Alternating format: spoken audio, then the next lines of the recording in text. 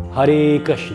नमस्कार मित्रों, आप सभी का स्वागत है वर्ष 2023 के मेरे पहले इस वीडियो में। और जो विषय मैंने लिया है वो विषय है नशा। आज का युवा इस दलदल में इस कदर धंसता चला जा रहा है, जिसके लिए इस विषय को आज उठाना बहुत ही मुझे प्रासंगिक लग रहा है, बहुत ही आवश्यक लग रहा है। आज समाज में दो प्रकार के युवा हैं। एक वो जो किसी प्रकार का कोई नशा नहीं करते हैं, है ना, मादक पदार्थों का सेवन नहीं करते। नशा देखिए, एक ये भी नशा होता है कि आपको अपने काम का नशा है, मैं उसकी बात नहीं कर रहा हूँ। जो मादक पदार्थों का सेवन किया जाता है, बीड़ी, सिगरेट, मसाला, शराब, इन चीज़ों की बात कर रहा हूँ। तो एक तो वो युवा हैं जो इस प्रकार के पदार्थों का सेवन एकदम भी नहीं करते हैं, और दूसरे हैं जो इस दलदल में धंस जाते हैं और धंसने के बाद उन्हें समझ में तो आता है कि वो गलत जगह उतर गए, लेकिन वो उस दलदल से बाहर निकलना चाहते हुए भी बाहर नहीं निकल पाते, ऐसा उनका कहना है। तो आज मैं इसी विषय पे बात करना चाहूँगा। पहले तो वो युवा जो इसमें कभी नहीं धंसते हैं, उसकी क्या वजह हो सकती है। अगर मैं देखूं तो और अगर इसका जो लोग बताते हैं इस दलदल में ये उतरे, तो उसके उतरने की क्या वजह बताते हैं। बहुत सारे लोग अक्सर यही कहते हैं कि पीयर प्रेशर, साथ के बच्चों ने, हाँ, जब ये स्कूल में थे या कॉलेज में थे, या कॉलेज में अगर बच गए तो फिर उसके बाद कॉर्पोरेट लाइफ में गए, तो कॉर्पोरेट लाइफ में उन्होंने पीना चालू कर दिया, सिगरेट पीना या शराब पीना जो है उन्होंने वहाँ पे चालू कर दिया।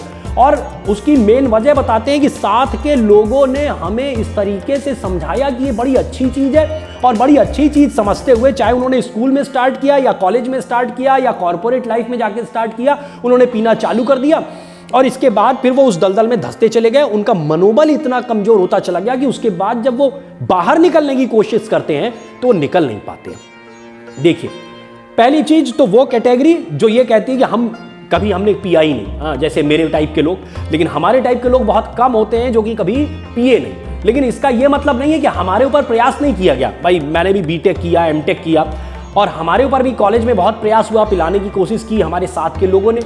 मैं आपको बताऊं कि मेरे दिमाग में एक चीज़ हमेशा से रही, और वो ये थी कि मेरी माँ ने कभी बचपन में मुझे एक बात कही थी कि हमारा जो ये शरीर है, हमारा ये शरीर एक पवित्र मंदिर के समान है, और इसमें कोई भी अपवित्र चीज़ डालनी नहीं चाहिए। और जिस प्रकार से एक पात्र होता है, एक बर्तन, यदि उसमें एक बार मदिरा डाल दी गई तो उसमें आप गंगा जल भी डालोगे तो वो पवित्र नहीं किया जा सकता है। ये बात मेरे दिमाग में बहुत गहराई तक उतरी हुई थी, और जब कॉलेज में मेरे ऊपर प्रयास हुए, मुझे कोशिश की गई कि मुझे किसी तरीके से दारूबाज बना दिया जाए, सिगरेट पीने वाला बना दिया जाए, तो मैं उस दलदल में मैंने कदम ही नहीं रखा। ठीक, तो मेरे टाइप के और भी बच्चे हो सकते हैं जिनका मनोबल इतना स्ट्रांग हो, कोई ऐसी वजह हो, कोई ऐसी बात उनके दिमाग में चिपकी हुई। और बहुत जरूरी है कि अपने बच्चों के दिमाग में ऐसी बातें बचपन से चिपकाइए कि उनको ये पता हो कि ये चीज़ कितनी गलत है, वो उस दलदल में उतरे ही नहीं।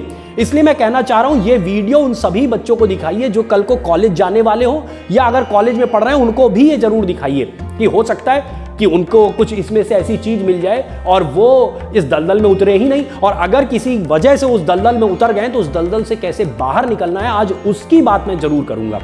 तो जब मैं कॉलेज में था तो ऐसा नहीं है कि मेरे ऊपर प्रयास नहीं हुए, कि मेरे मित्रों ने मुझे नहीं घसीटा, नहीं खींचने की कोशिश की कि मुझे भी दारूबाजों के ग्रुप में शामिल कर लिया जाए, लेकिन वो मुझे खींच नहीं पाए। क्यों? क्योंकि बैक ऑफ द माइंड अपनी माँ की वो बात हमेशा मेरे दिमाग में चिपकी रही। तो एक अपनी स्टोरी जरूर आपको बताना चाहूँगा। जब मैं बीटेक फाइनल ईयर में था तो मेरे एक बहुत खास मित्र का बर्थडे था, जन्मदिन था।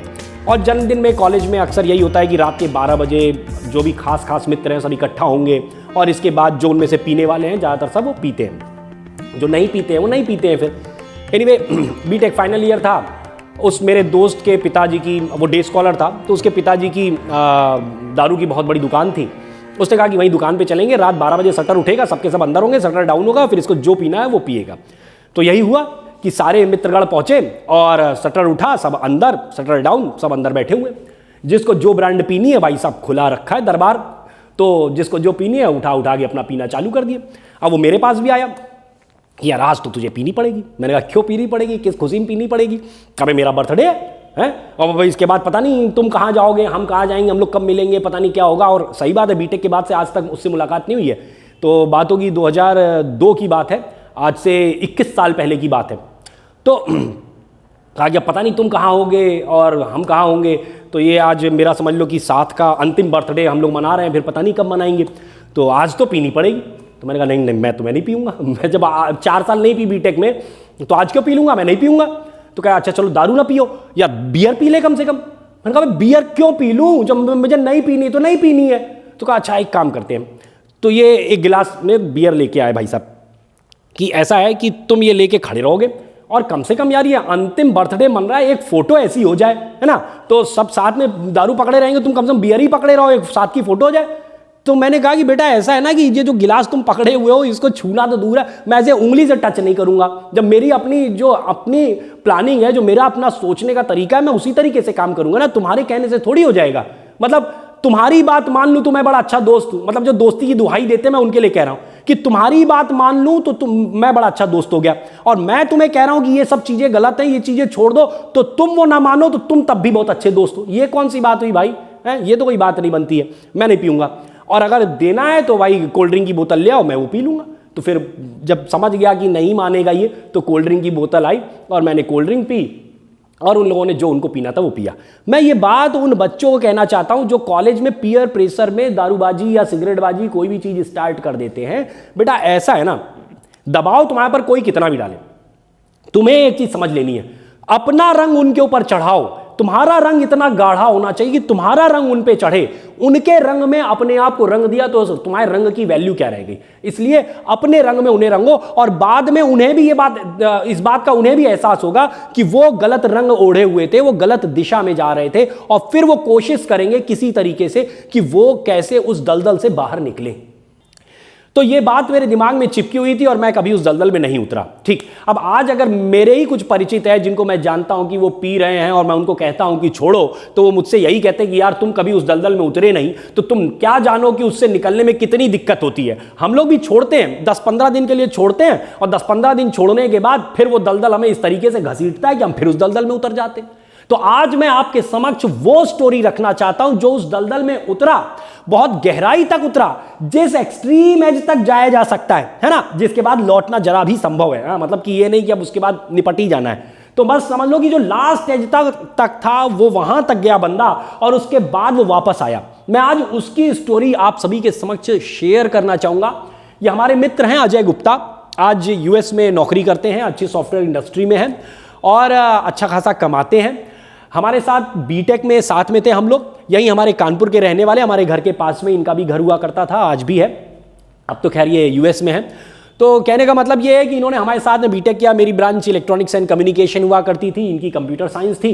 तो ये सॉफ्टवेयर इंडस्ट्री में निकल गए, मैं अपना आगे की हायर स्टडीज़ में चला गया, मैंने एमटेक किया आईआईटी कानपुर से, और उसके बाद मैं पठन पाठन में ही लगा रहा, बच्चों को पढ़ाना, बच्चे जो आईआईटी की तैयारी करते हैं, नीट की तैयारी करते हैं, उनको फिजिक्स के लिए आज ट्रेनिंग देता हूँ, उनको फिजिक्स पढ़ाता हूँ। ये भाई साहब सॉफ्टवेयर इंडस्ट्री में है। तो हुआ ये यूँ कि मतलब मैंने जो पिछला वीडियो बनाया था वो इन्होंने भी देखा होगा, सभी के पास जाता है, इन्होंने भी देखा होगा। तो इन्होंने पलट के कॉल किया व्हाट्सएप पे, उन्होंने कहा कि यार बहुत अच्छा बोलते हो तुम, बहुत ही अच्छी तुम्हारी जो है तुम्हारे वीडियोज़ रहते हैं और कंटेंट बहुत अच्छा रहता है। तो बातचीत होती रही, और उसमें भाई मुझे याद था कि ये कॉलेज में भद्दर दारूबाज हो गए थे। तो मैंने उनसे पूछा कि भाई अब क्या अवस्था है, क्या स्थिति है। तो नहीं भाई अब तो मैं एकदम पूरा छोड़ चुका हूँ, अब तो मैं एकदम जो है सारी चीज़ें, सबसे नमस्कार, कोई ना तो दारू ना सिगरेट ना गुटखा, कुछ नहीं, और इसके अलावा अब तो मैं भगवत भजन करता हूँ, योग ध्यान प्राणायाम करता हूँ। तो मैंने कहा यार ये तो बहुत ही अच्छी स्टोरी तुमने बताई अपनी, मतलब कि बहुत ही प्रेरक तुम्हारी स्टोरी है, तुम्हारी स्टोरी के ऊपर तो मुझे अब वीडियो बनाना पड़ेगा। तो मैंने फिर इनको 15 क्वेश्चंस की पूरी एक प्रश्नावली लिख के भेजी कि मैं तुम्हें कुछ क्वेश्चंस भेज रहा हूं, तुम्हारी जो कुछ तुम्हारे साथ घटित हुआ, मतलब कॉलेज से लेके आज तक, जब से तुमने पिया तब से लेके आज तक, वो सारी घटनाएं तुम्हें 15 क्वेश्चंस में उत्तर देने हैं, और उसके बाद मैं वो क्वेश्चंस और उनके उत्तर जनता के समक्ष रखूंगा, उन बच्चों के समक्ष रखूंगा, उन लोगों के समक्ष रखूंगा जो इस दलदल में उतर जाते हैं और फिर कहते हैं कि निकलने में बड़ी दिक्कत होती है, क्योंकि हमारे जैसों की एक अलग कैटेगरी है। लेकिन मैं उनकी बात करना चाहूंगा क्योंकि ज्यादातर वो लोग हैं, आज 70-80% युवा वो है जो कि आज नशे के दलदल में धंस जाता है। अभी कुछ दिनों पहले मेरी एक स्टूडेंट आई, आईआईटी रुड़की से बीटेक कर रही है, फाइनल ईयर में, वो मिलने आई, वो बता रही है कि उसके कॉलेज के ज्यादातर वो बच्चे जो आज फाइनल ईयर में हैं वो किसी ना किसी प्रकार का नशा करने लगे। और वो ये भी बता रही है कि वो बच्चे फर्स्ट ईयर में वो काफी अच्छे हुआ करते थे, वो ये मतलब उनकी परफॉर्मेंस जो थी एज एन इंजीनियर, उनकी परफॉर्मेंस बहुत अच्छी थी, मतलब कि जैसा उनको डेवलपमेंट होना चाहिए वैसा अच्छा ग्रो कर रहे थे। लेकिन फाइनल ईयर आते आते उनकी जो अपनी इंटेलेक्ट लेवल, वो इंटेलेक्ट लेवल डाउन हो चुका है। हर आदमी ये समझता है कि नशे से आपका इंटेलेक्ट लेवल डाउन होता है, आपका शरीर डिटोरेट करता है, आपके परिवार में झगड़े चालू हो जाते हैं। हर व्यक्ति समझता है। वो उसको छोड़ना भी अगर चाहता है तो कहते हैं कि उस दलदल से बाहर नहीं निकल पा रहे। तो आज मैं अजय गुप्ता की ये स्टोरी आपके समक्ष रखना चाहूंगा। सबसे पहले मैं 15वां सवाल लेना चाहूंगा। 15वां सवाल मैंने इनसे किया था कि वर्तमान में एक सॉफ्टवेयर इंजीनियर के रूप में तुम्हारी उपलब्धियां क्या हैं, सर्टिफिकेशन आदि बताओ, और कब व कौन से तुमने हासिल किए, पहले की अपेक्षा तुम अपने आप को कैसा अच्छा इंजीनियर पाते हो। तो इसके में उन्होंने कहा कि अपने मुंह से अपनी बड़ाई नहीं मुझे ज़्यादा करनी है, मैं पिछले 2 साल में जितने सर्टिफिकेट्स मैंने हासिल किए केवल उतने भेज देता हूं। है तो इन्होंने पिछले 2 साल में लगभग 12 सर्टिफिकेट अलग अलग कैटेगरी के उन्होंने हासिल किए हैं, और वो सर्टिफिकेट आज मेरे सबसे आप सभी के समक्ष रखना चाहूंगा, जो कि इन्होंने अलग अलग, जैसे कि आर्किटेक्ट प्रोफेशनल का, डेटाबेस स्पेशलिटी का, इंजीनियर प्रोफेशनल का, है ना, इसके अलावा डेटा एनालिस्ट का, associate in Python, application developer, यानी कौन कौन से। भाई मैं तो सॉफ्टवेयर इंडस्ट्री में नहीं हूं, लेकिन ये सारे सर्टिफिकेट उन्होंने पिछले 2 वर्षों में हासिल किए हैं, और जो कि बड़े बड़े सर्टिफिकेट्स हैं जो कि इन्होंने पिछले 2 वर्षों में हासिल किए हैं, नशा छोड़ने के बाद की बात है ये। अब मैं आता हूं कि नशे के दलदल में कब उतरे, कितने गहरे गए, इन सवालों को लेना जरूरी है, ताकि इंटेंसिटी पता चले कि ये बंदा कितनी गहराई तक उतरा था और कितनी गहराई से फिर वापस निकल के आया है। इस चीज को समझना जरूरी है। पहला सवाल मैंने इनसे ये किया कि तुमने पहली बार शराब कब पी है। ये समझना जरूरी है कि बच्चा कब से पीना चालू करता है, किस अवस्था से चालू हो जाती है बात। इनकी जो स्थिति, इन्होंने कहा कि जब हम फर्स्ट ईयर में थे, बीटेक फर्स्ट ईयर में, तब की बात कर रहे हैं, हमारी फ्रेशर पार्टी थी 1999 फरवरी में, उन्होंने कहा तब हमने पी थी। तो ये हालत है, इन्होंने बीटेक फर्स्ट ईयर में दारू पीनी चालू की थी। तुमने पहली बार सिगरेट कब पी, सिगरेट के बारे में मैंने पूछा इनसे, तो इन्होंने क्या कहा, 1996 में जब ये आईआईटी की कोचिंग किया करते थे। सोचिए बच्चा घर से पढ़ने जा रहा है कोचिंग में, इन्होंने तब से ये पीना चालू किया, सिगरेट पीना।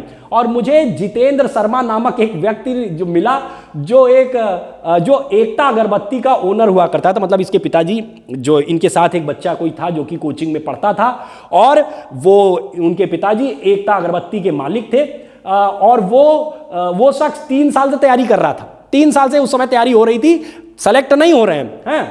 उसने कहा, और वो मेरे मोहल्ले का ही रहने वाला था, and he was said that all IIT physics math problems can be solved by smoking and maximum of IITians smoke. बता दिया गया, उसने बताया, उस लड़के ने इनको, जितेंद्र शर्मा जी ने इनको बताया कि यार धुएं में जो है, जो सिगरेट के धुएं में मजा है वो किसी चीज़ में नहीं है, और सिगरेट के धुएं से फिजिक्स मैथ ये सारी समस्याएं जो है दूर हो जाएंगी, सारे क्वेश्चन सॉल्व होने लगेंगे, और सारे आईआईटीएंस जो हैं पीते ही हैं, ऐसा उन्होंने बताया। और इन्होंने सिगरेट पीनी उस समय से, कोचिंग के समय से इन्होंने पीनी चालू की। फिर मैंने पूछा, तुमने पहली बार गुटखा कब चबाया, गुटखा कब से खाना चालू किया। कानपुर में गुटखा बहुत खाया जाता है। तो मैंने कहा कि अच्छा, मैंने इनसे पूछा कि अच्छा यार यूएस में तो गुटखा मिलता नहीं होगा। कि नहीं भैया, यूएस में भी गुटखा मिलता है। मैंने तो यहाँ पे जो हमारे साथ काम करने वाले, मतलब जब इन्होंने गुटखा नहीं छोड़ा था तब की इन्होंने बताई कि हमारे साथ काम करने वाले जो अमेरिकन थे, मैंने उनको भी गुटखा खाना सिखा दिया था। अजीब हालत है। तो कहा उन्होंने कि 1999 में कॉलेज के समय इन्होंने गुटखा खाना आरंभ किया था। एनीवे, फिर मैंने पूछा, जब तुम अपने नशे के पीक पर थे तो तुम दिन में कितना और क्या क्या नशा करते थे। तो इन्होंने बताया, I used to smoke bidi, cigarette, gutkha, alcohol. मतलब भाई ने कुछ छोड़ा नहीं था, कुछ नहीं, बीड़ी भी नहीं छोड़ी थी। तो बीड़ी भी इन्होंने खूब पी, बीड़ी, सिगरेट, गुटखा और दारू सब कुछ चल रहा था। तो ये तो पहले मैंने बताया कि कब से ये पीना इन्होंने चालू किया। ये देखिए, ये केस स्टडी है, पूरी एक ये केस स्टडी है जिसमें ये समझा जाए कि ये बंदा कहां से स्टार्ट हुआ, कैसे कैसे इसने क्या क्या चीजें पीनी चालू की, और इसके बाद ये कैसे कैसे इसको समझ में आया कि ये चीज गलत हो रही है, और उसने कैसे छोड़ा और दूर हो पाया। जो लोग ये कहते हैं कि दूर नहीं हो पाया जाता है, नहीं हो पाते हैं, तो उनके लिए ये एक प्रेरणादायक स्टोरी है। इसलिए मैं पूरी एक एक क्वेश्चन आपके समक्ष रख रहा हूं, उसको ध्यान से समझिए। अगला सवाल मैंने पूछा कि जब तुम अपने नशे के पीक पर थे तो तुम महीने का कितने रुपए या डॉलर का खर्चा किया करते थे, है ना, नशे के ऊपर। तो देखिए इनका क्या जवाब था। बिफोर गेटिंग जॉब, मतलब जब नौकरी नहीं लगी थी तो क्या हालत थी। Friends who already got job, they used to provide cigarette, but when I got my job in Birlasoft Noida in 2005, इनको 2005 में Birlasoft में पहली नौकरी लगी, तो continued till 2010, 2010 तक इन्होंने ये नौकरी की। I used to drink 1 quarter every day after coming from office से लौट के एक पैक ये लगा लिया करते थे। At that time 1 imperial blue quarter comes at ₹45। भैया मैंने तो कभी पी नहीं, तो मुझे आइडिया नहीं है, लेकिन इन्होंने बताया कि 45 रुपए का वो एक क्वार्टर आया करता था, जो दिन में एक ये निपटा देते थे। एनीवे 2010 में ये यूएस चले गए, 2010 में ये यूएस चले गए। Use to bring 1.75 litre of Glenlivet, पता नहीं कौन सी दारू होती है भाई, मुझे नहीं मालूम, तो ग्लेनलिवेट कुछ दारू होती होगी। और ये हफ्ते में $45 पर वीक का खर्चा था इनका, $45 पर वीक का ये जो भी दारू है ये लेके आया करते थे, और ये एक हफ्ते में ये निपटा देते थे उसे। And use to have 3 packs every day. I use to smoke Marlboro cigarette, है ना, तो ये सिगरेट है कोई, तो ये सिगरेट पीते थे, pack of 20 cigarette every day. दिन में 20 सिगरेट ये फूक दिया करते थे। $6 पर डे का ये खर्चा था इनका। जरा जोड़ लिया जाए कितना हुआ, तो $45 पर वीक, 4 हफ्ते होते हैं, 45 गुणा 4 कर दीजिए, तो ये हो जाएगा 90 दूनी 180। तो $180 का ये खर्चा था इनका दारू का, ये इनके दारू का खर्चा था $180 का। और $6 पर डे का इनका सिगरेट का खर्चा था, हाँ, तो 6 त्रिक 18, $180 का इनका सुट्टे का खर्चा था ये, हाँ, कॉलेज में इसको सुट्टा कहा जाता है, सुट्टा। तो सुट्टे का खर्चा था इनका $180 का। और इसके अलावा ये गुटखा भी खाया करते थे। आई एट 5 गुटखा ऑल्सो एवरी डे। अब मुझे नहीं मालूम, ये गुटखा का इन्होंने रेट नहीं बताया कि यूएस में गुटखा किस रेट का मिलता है, इतना जोड़ लेते हैं, फिर कुछ एक्स्ट्रा लगा देंगे, तो 18 36 $360 है ये भैया, रुपया नहीं है, $360 तो इनका दारू और सुट्टे का खर्चा था। अब इसके बाद अगर इसमें गुटखा और जोड़ दिया जाए तो मैं मान लेता हूं कि $400 $450 हम केवल इतना रख लेते हैं, $450 का इनका महीने का खर्चा था। $450 महीने का इनका खर्चा था दारू सुट्टे और बाकी जो भी ये कहते हैं गुटके का। अब आज जो है स्थिति ये है कि ₹80 के आसपास, मान लीजिए 82-80 कुछ होगा, 80 के आसपास अगर इसका रेट ले लिया जाए तो ये अगर आप जोड़ ले तो कितना, 8 5 40, 40 की 0, 80 लाख 4, 8 चौका 32, 32 4 36 और 2 0, ₹36,000 ये हो गया रुपया।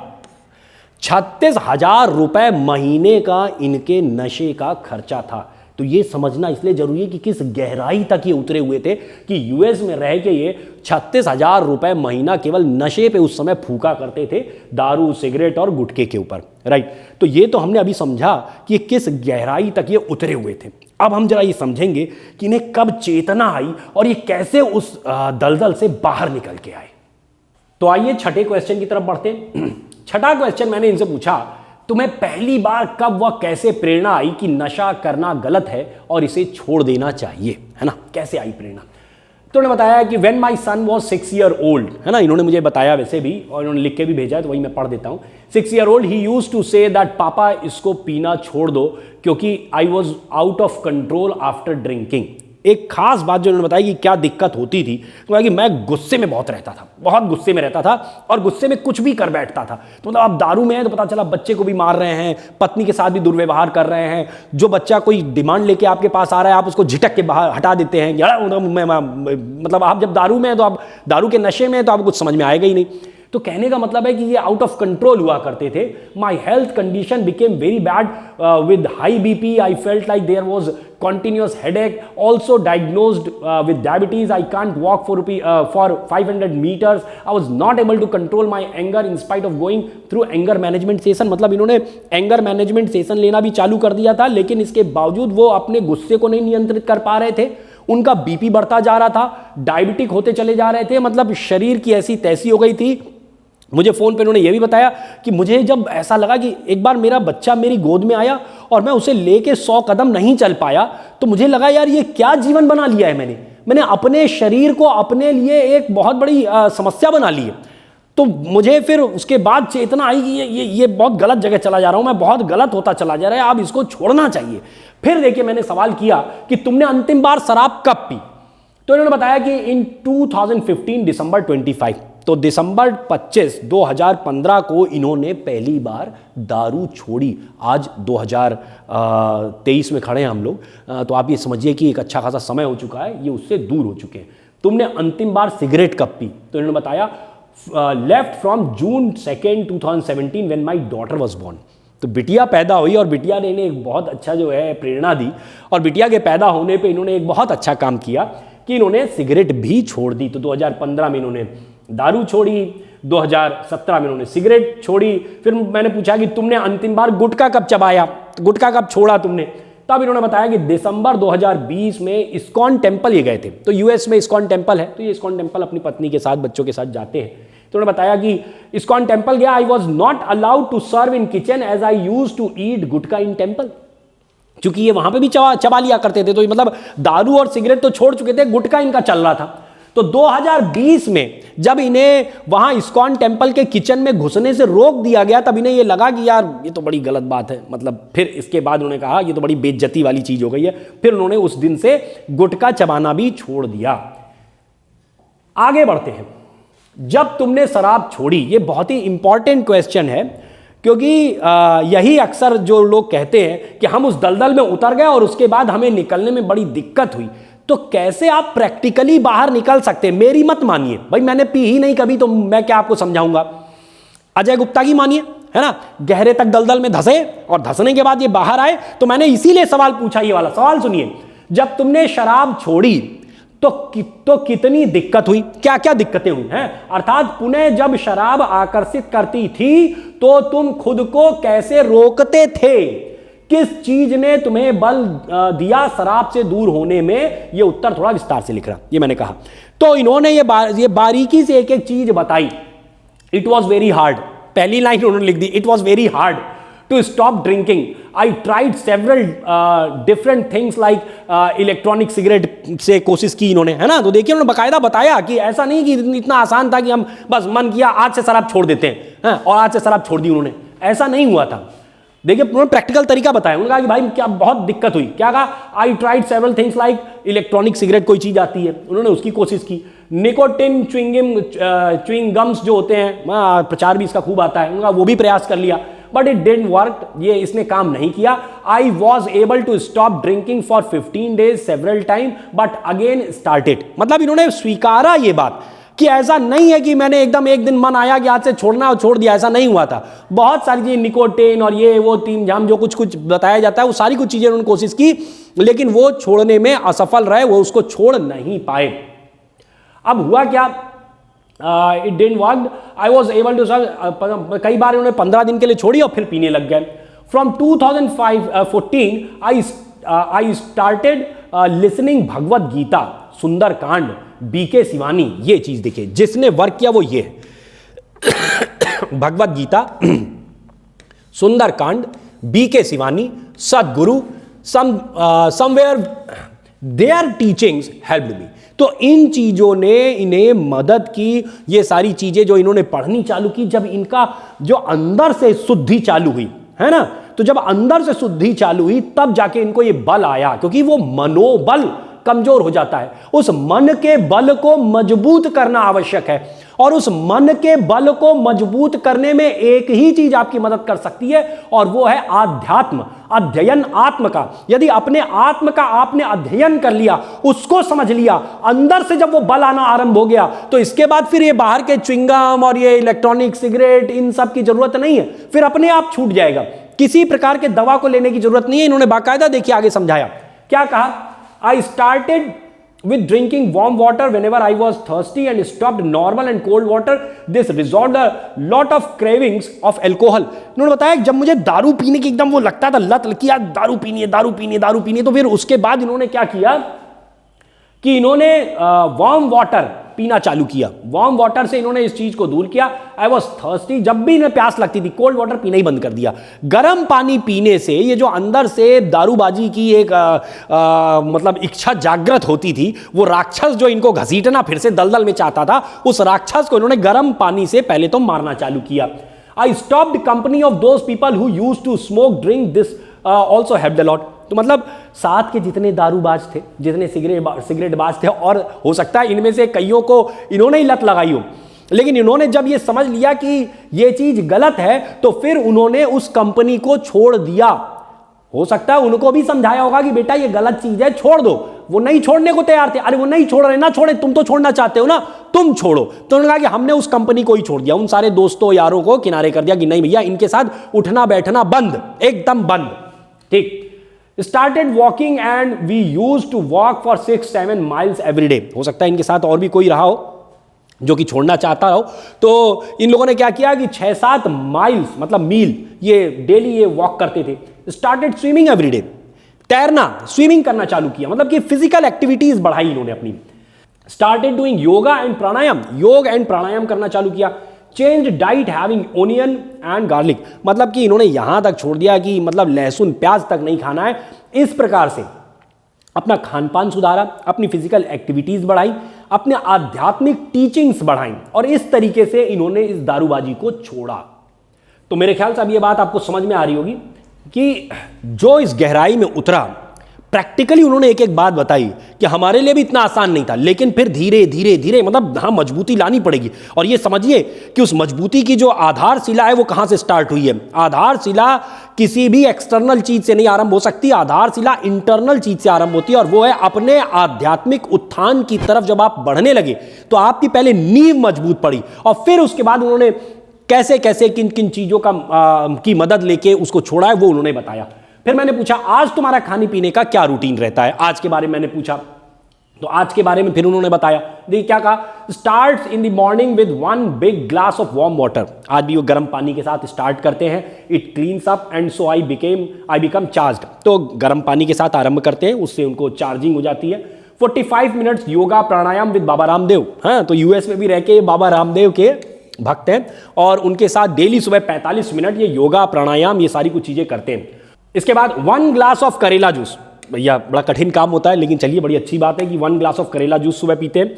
1 glass of beetroot juice पीते हैं। 9 बजे ये ऑफिस स्टार्ट करते थे। मतलब कि ये सारी कुछ चीजें 45 मिनट का योगा और ये करेला जूस ये सब स्वयं बनाते हैं। उन्होंने बताया ये स्वयं बनाते हैं, बीट रूट जूस वगैरह सब स्वयं बनाते हैं। मतलब ये नहीं पत्नी से बनवा रहे हैं, सारी कुछ चीजें सब करके सुबह 9 बजे ये ऑफिस में बैठ जाते हैं। मतलब ऑफिस वर्क जो भी इनका होता है वो स्टार्ट कर देते हैं। At 5 PM every day 1 hour swimming. तो ये इनके रेगुलर रूटीन का पार्ट है कि शाम को 5 बजे ये रोज स्विमिंग भी करते हैं। तो इतनी सारी कुछ चीजें आज इनके डेली रूटीन में। इसके बाद मैंने क्वेश्चन किया, वर्तमान में नशे के आदी लोगों को तुम क्या संदेश देना चाहोगे, अर्थात तुलनात्मक रूप से तुम्हारे नशे के वक्त के जीवन और आज के जीवन में तुम किसे और कितना बेहतर मानते हो। बाकायदा मैंने पूछी एक एक बात। और यदि तुमने नशा न छोड़ा होता तो आज तुम्हारी क्या दशा होती। क्या कहा है इन्होंने नशे करने वाले की लोगों के लिए, प्लीज डोंट स्टार्ट एनी नशा like cigarette, alcohol, gutkha because it feels very nice in beginning but after that health condition goes bad and then you start medication and that medication goes for your lifetime। तो अगर आप नशा करते हैं तो आपका शरीर खराब होता चला जाएगा, आपको दवाओं पे जीवन जीना पड़ेगा। और क्या ये मतलब शरीर मिला है आपको अच्छे काम करने के लिए और आप दवाइयों के ऊपर जी रहे हैं। और अगर दवाइयों पे जिएंगे तो जीवन भर ये जो है आप दवाइयां खानी पड़ेंगी और शरीर फिर से मजबूत नहीं हो पाएगा। इसलिए बेहतर है कि आप नशे के दलदल में ना उतरो। पहले तो इन्होंने ना उतरो, और उतर गए हो तो कैसे छूटना है वो उन्होंने सारी कुछ चीजें बताई। अगला क्वेश्चन मैंने पूछा, गुटखा व सिगरेट पर अलग से टिप्पणी करो कि ये तुम्हारे शरीर को किस तरीके से नुकसान पहुंचाता है और इन्हें छोड़ने में तुम्हें कितनी दिक्कत हुई और किन विधियों का प्रयोग करके तुम इनसे दूर हो सके। मतलब वही सारी कुछ चीजें। I was suffering from high BP इनका बढ़ा रहता था अराउंड 200।